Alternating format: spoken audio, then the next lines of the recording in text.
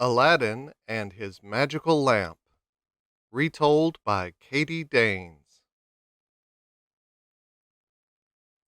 Chapter 1. A Magic Uncle. There was once a lazy boy named Aladdin. His dad, who had to run the family business alone, died of worry. Aladdin's mother was in despair. One day, Aladdin was messing around as usual when a man came up to him. "Aladdin," he cried, "it's me, Uncle Abanazar, your father's long-lost brother." "I didn't know I had an uncle. I've been away for many years." That evening, Aladdin's new uncle invited himself to supper. When he heard that Aladdin didn't have a job, he bought him a fancy store to run. Aladdin and his mother were very happy. Neither of them guessed Abanazar was really a wicked magician. The next day, Abanazar took Aladdin on a long walk out of the city. "Here we are," said his uncle at last. He lit a fire, threw some powder on it, and said some strange words. A trap door made of stone appeared in the grass. Aladdin was astonished. His uncle could do magic? "Under this stone there are many treasures, but I only want one," said Abanazar. "Bring me the lamp." "But, uncle—" "No buts. Take this ring. It will protect you," he added, pushing Aladdin down the steps. Aladdin went through 4 rooms of gold, into a garden of fruit trees. The fruit sparkled like pieces of glass. He saw the lamp, stuffed it into his pocket, then picked handfuls of the pretty fruit. "Hand me the lamp," cried Abanazar from the entrance. But Aladdin had taken too long finding it. Abanazar thought he'd been tricked. "How dare you keep the lamp for yourself?" Before Aladdin could answer, there was a loud thud, and everything went dark. Chapter 2. 2 Genies. Aladdin was trapped. It was cold, dark, and very spooky. He rubbed his hands to keep warm. Suddenly, a huge man rose up in front of him. "I am the genie of the ring," he boomed. "What can I do for you?" "Wow!"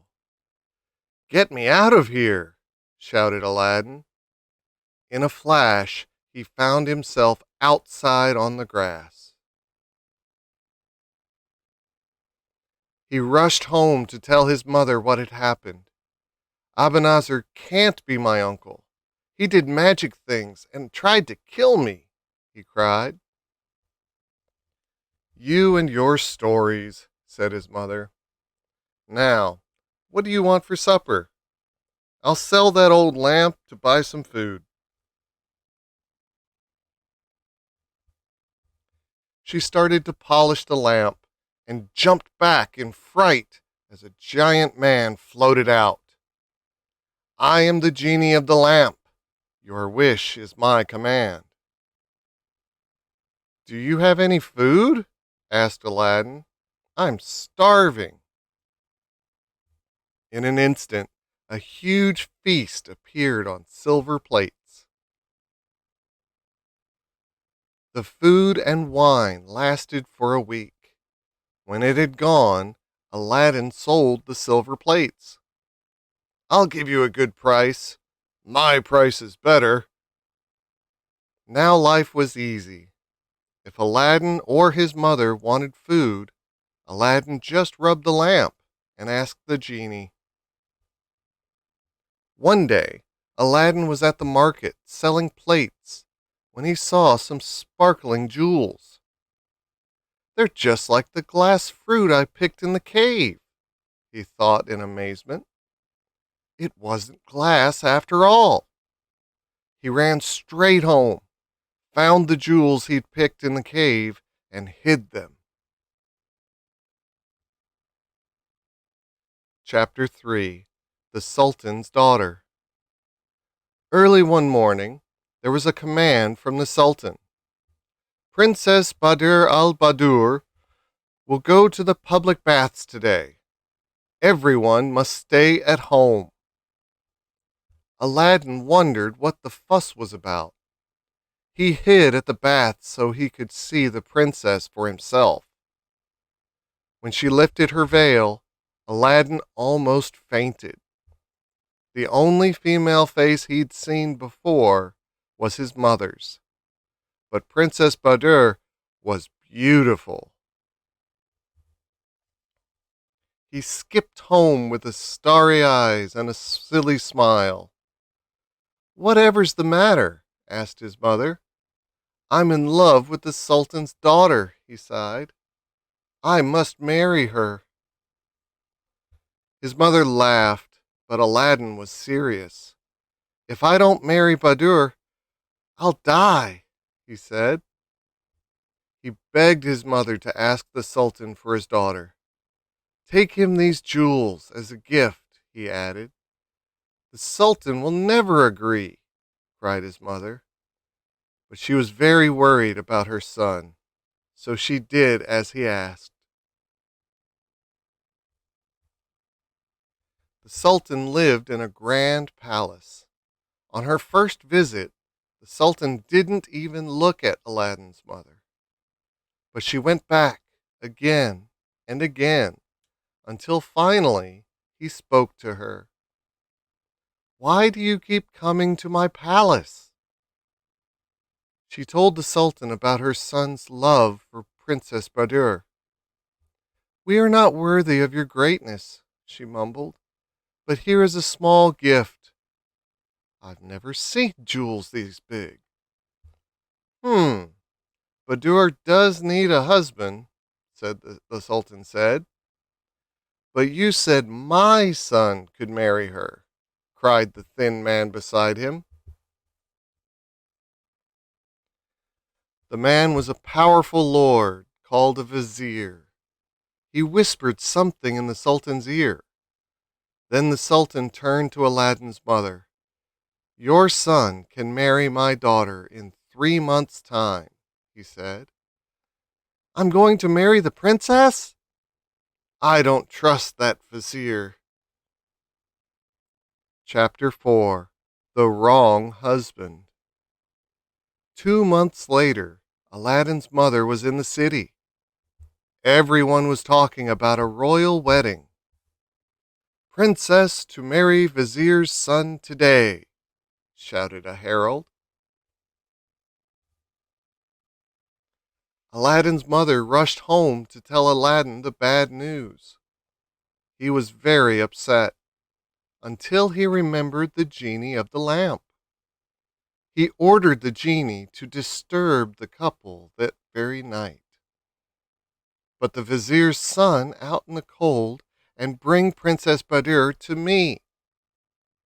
At midnight, the genie brought Badr to Aladdin's house and left the vizier's son in the dark, damp street. "Help! I won't hurt you. You're safe with me," said Aladdin softly.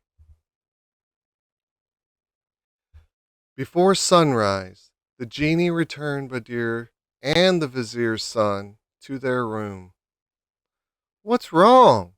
asked Badr's parents at breakfast. "You look awful."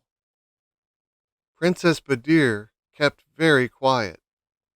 That evening, the vizier's son prayed for a peaceful night's sleep. But at midnight, the genie came again. After another cold night on the street, the vizier's son had had enough. "I'm sorry, Sultan," he said. "Your daughter's wonderful, but I can't cope with these horrible nightmares. Ah, well, it wasn't meant to be, replied the Sultan, and he ended the marriage. Chapter 5. Aladdin Gets Married.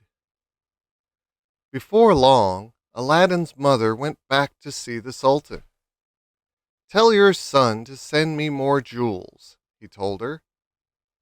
I want 40 plates full, he went on, carried by 80 servants, dressed in silk. Only then can Aladdin marry Badr. The genie managed this easily. Within an hour, a long procession was on its way. The Sultan couldn't believe his eyes. Tell your son he can marry my daughter right away, he told Aladdin's mother. But first, Aladdin wanted a home for Badr. He described his perfect palace to the genie, and the genie built it overnight. Marble floors, jewels in the walls. Aladdin rode to the Sultan's palace dressed in his finest clothes. The wedding day began with music and dancing and finished with feasting and fireworks. That evening, Badr went to her new home. She was delighted. Aladdin was the most handsome man she'd ever seen, and their palace was the best in the world. Chapter 6. Abanazar Returns. Far away in the desert, Abanazar learned of Aladdin's good fortune. He must have escaped with the lamp, he snarled. He went to Aladdin's city to find the lamp. New lamps for old, he shouted. New lamps for old. Badr heard the shouts from her palace. That sounds good, she thought, and found an old lamp to give him. Abanazar ran to a quiet corner and rubbed the lamp. What can I do for you? Asked the genie. Take me, the palace, and the princess to the middle of the desert, said Abanazar. Later that morning, the Sultan looked from his window and nearly fainted. My daughter's palace has gone, he said. He thought Aladdin had tricked him and sent some soldiers to arrest him. Aladdin returned from a hunting trip to find a group of soldiers and no palace. He was just as surprised as the Sultan. Don't worry, I'll find your daughter, he promised. You'd better, or else you're dead. Aladdin clasped his hands together in despair, and the genie of the ring appeared. Oh, I'd forgotten about you, said Aladdin. Please help me. I can't bring Badr to you, he replied, but I can take you to her. Seconds later, Aladdin was beneath Badr's window. A wicked man tricked me. Don't worry, Aladdin called. I have a plan. Agree to eat with him tonight. I'll sneak in with some poison, and you can put it in his wine. Abanazar was so busy gazing at Badr, he didn't see her poison his drink. After one sip, he fell to the ground and died. Aladdin searched the palace for his lamp. One wish later, he and Badr were home.